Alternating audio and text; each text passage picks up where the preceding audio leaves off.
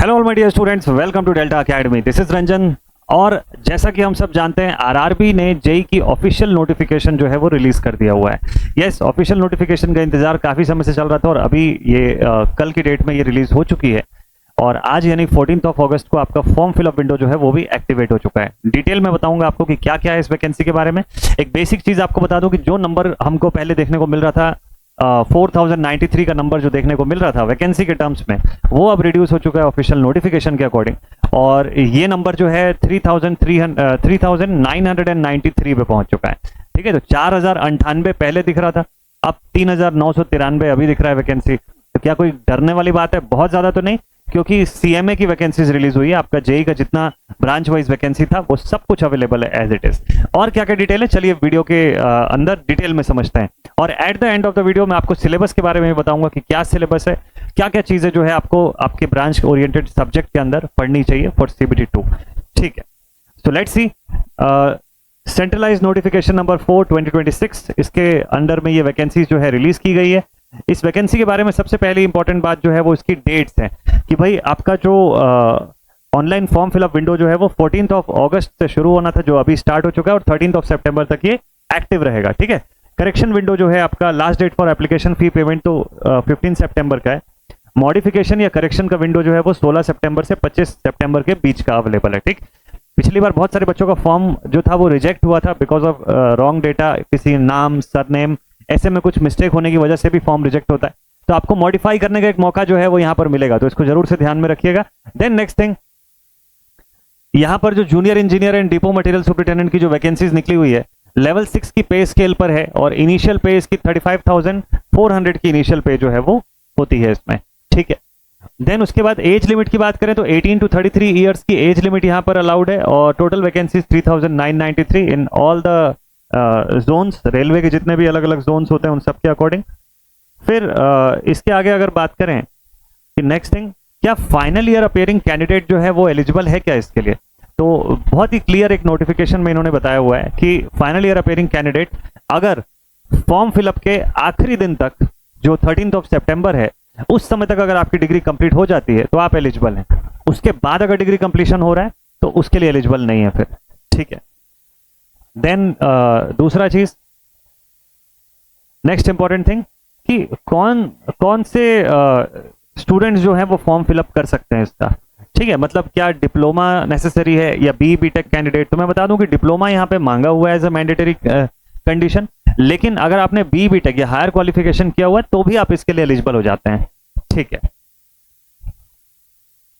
Then इसके बाद next important thing, age limit और एज रिलैक्सेशंस जो है वो प्रॉपर यहां पर अवेलेबल है, जैसा मैंने आपको बताया। मेडिकल स्टैंडर्ड जो है वो तीनों यहां पर मेंशन्ड है, A3, B1 और C1। तो तीनों के जो विजन है उसके बारे में भी बताया हुआ है और क्या क्या मेडिकल का टेस्ट होगा ये सब भी। ये बेसिकली जो प्रोसेस होगा आपके टेस्टिंग का वो 4 स्टेज से होते हुए गुजरेगा। CBT 1 होगा कंप्लीट नॉन टेक्निकल का stage, CBT 2 tech non tech combined, जिसमें आपका टेक्निकल टेस्टिंग ज्यादा रहेगा। देन उसके बाद आपका मेडिकल टेस्ट होगा और डॉक्यूमेंट वेरिफिकेशन का टेस्ट जो है वो रहेगा।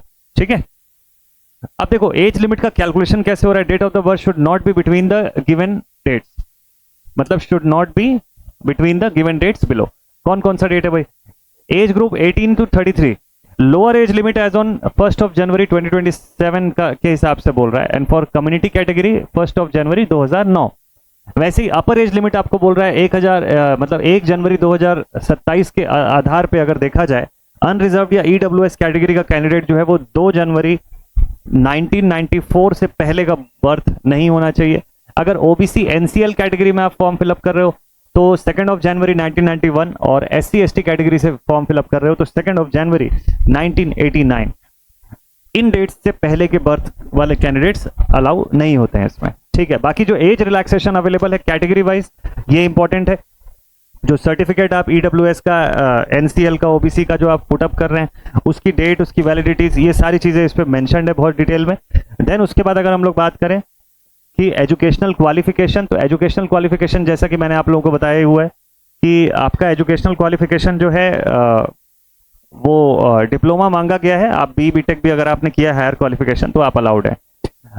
सभी कैंडिडेट्स के लिए जो एग्जामिनेशन फीस है that is 500 rupees except the category candidates mention. और 400 रुपीज उसमें से जो है वो आपको रिफंड हो जाएगी after appearing on the first stage CBT. But उस 400 में से जो आपका बैंक चार्जेस होंगे वो भी डिडक्ट होने के बाद जो बचेगा वो आपको उसमें से मिलता है, ठीक है।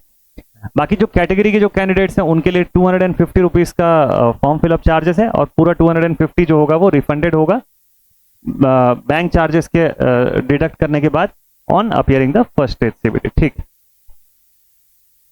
देन इसके बाद मोड ऑफ फीस पेमेंट तो हम सबको पता है कि ठीक है, ऑनलाइन के फॉर्म में आप इसको फिलअप कर सकते हो। फिर इसके बाद अगर रिजर्वेशन की बात करें तो as per the government norms यहाँ पर रिजर्वेशन भी अवेलेबल है, ठीक है।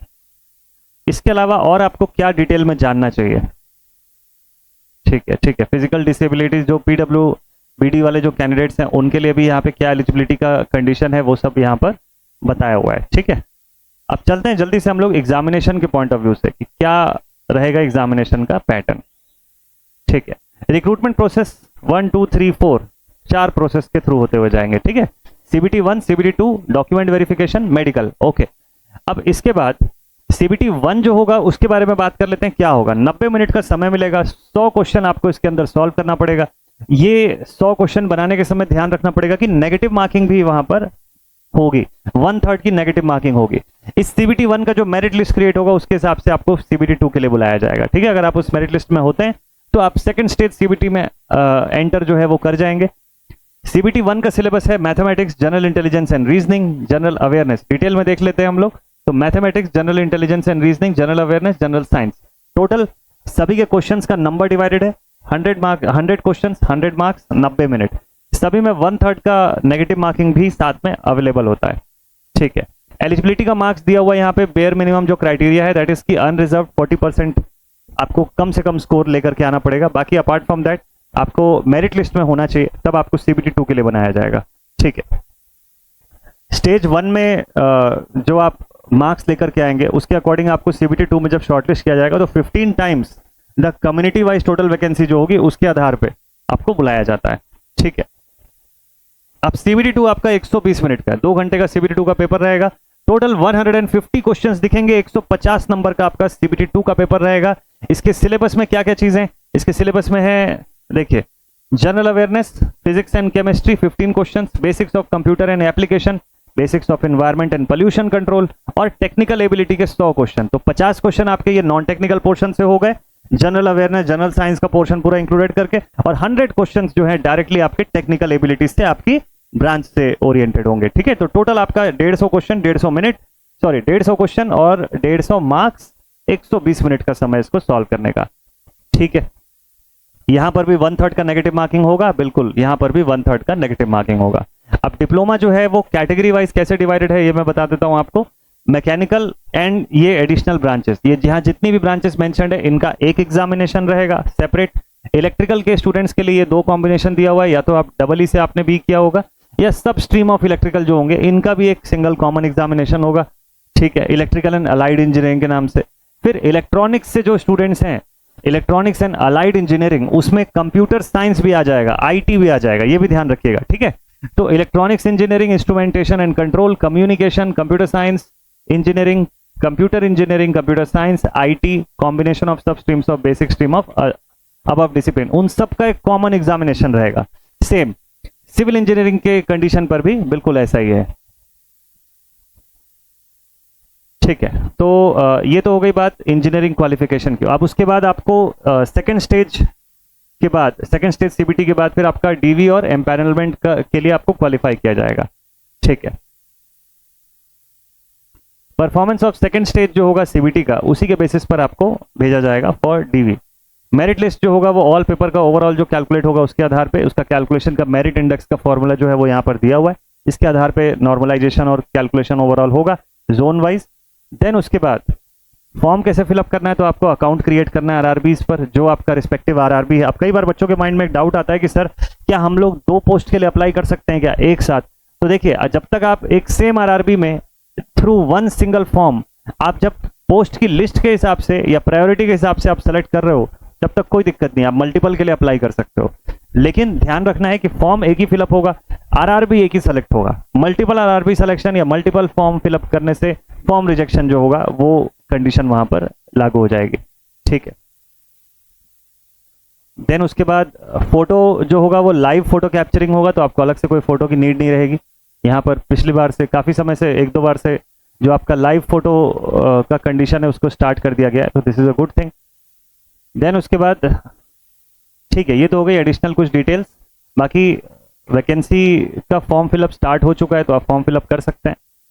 अब उसके बाद बात करते हैं नेक्स्ट थिंग, मेजर डिटेल्स तो मैंने आपको बता दिया। अब बात करते हैं सर सिलेबस का क्या सीन है, सिलेबस के बारे में कुछ बताइए। चलिए मैं आपको सिलेबस का आइडिया एक बताता हूँ। देखिए, syllabus of civil and allied engineering exam group JE subject, civil के जो स्टूडेंट्स है देख लीजिए, engineering mechanics, building construction, building material, construction of sub structure, super structure construction और building finishes, building maintenance, building drawing, concrete technology, surveying, computer aided design या CAD, geo technical engineering, hydraulics, irrigation engineering, mechanics of structure, theory of structure, design of concrete structure, design of steel, transportation और highway engineering. ये overall आपका civil का portion है। इसके अलावा और भी है क्या? Yes, environment, advance construction techniques, estimation costing और कॉन्ट्रैक्ट्स एंड अकाउंट्स का पोर्शन। ठीक है, इलेक्ट्रिकल वाले स्टूडेंट्स को क्या पढ़ना है? इलेक्ट्रिकल स्ट्रीम से जो भी बच्चे फॉर्म फिलअप कर रहे हैं, मतलब जो जिनका एग्जामिनेशन होगा CBT 2 में, आपको basic concept, circuit law, magnetic circuit, AC fundamental, measurement and measuring instruments, electrical machines का पूरा complete portion, synchronous machine additionally, then उसके बाद GTD, generation, transmission and distribution, power system के आधार पे, और estimation and costing, utilization of electrical energy and basic electronics का portion. ये इलेक्ट्रिकल स्ट्रीम से जो स्टूडेंट्स फॉर्म फिलअप करेंगे, जो एग्जाम दिलाएंगे उनके लिए। ठीक है, जो इलेक्ट्रॉनिक्स से जो बच्चे फॉर्म फिलअप करेंगे उनको electronic components and material, electronic devices and circuit, digital electronics, LIC, linear integrated circuits, micro processor and micro controller, electronic measurements, communication engineering, data communication and network, computer programming और basic electrical यहाँ पर भी common है। तो basic electrical आप commonly दोनों stream के जो स्टूडेंट्स हैं दोनों जगह पे आपको पढ़ना रहेगा। ठीक है, सो दिस इज इट। और ऐसे ही मैकेनिकल स्ट्रीम से जो स्टूडेंट्स फॉर्म फिलअप करेंगे उनका भी यहाँ पर ऐसे ही कंप्लीट डिटेल यहाँ पर दिया हुआ है। ठीक है, तो ये पॉइंट को ध्यान रखिएगा कि फॉर्म फिलअप विंडो आपका 13 सितंबर तक ही सिर्फ ओपन है, तो फटाफट से फॉर्म फिलअप करिए, अच्छे से मस्त तरीके से इसकी प्रिपरेशन करिए। This is a good examination, एक अच्छी अपॉर्चुनिटी है। और इसमें आगे कैसे प्रिपरेशन करनी है और कैसे और आपके इस एग्जाम के ड्यूरेशन के बीच में और भी डिफरेंट एग्जामिनेशन आएंगे, उनको भी आप कैसे हैंडल करोगे while preparing for this particular examination, इसको लेकर के बहुत सारा कुछ आपको इस चैनल पर मैं डिटेल बताने वाला हूँ। साथ ही न्यू कंटेंट जो है वो भी इस चैनल पर आपको मिलने वाला है, यूट्यूब चैनल पर ही प्रॉपर। तो एकदम बढ़िया तरीके से हम लोग इसकी प्रिपरेशन करेंगे, क्वेश्चन प्रैक्टिस करेंगे and everything, previous year questions का प्रैक्टिस हो या नया क्वेश्चंस का प्रैक्टिस हो, और प्लस इसमें कंसेप्ट्स का रिवीजन हो, क्विक शॉर्ट नोट्स कैसे बनाना है, ये सब कुछ मैं आपको आने वाले वीडियोस के अंदर बताऊंगा, only on this channel of Delta Academy. तो मिलते हैं आप सभी से नेक्स्ट वीडियो में। Take care all my dear students and thank you so much for watching this session. जय हिंद।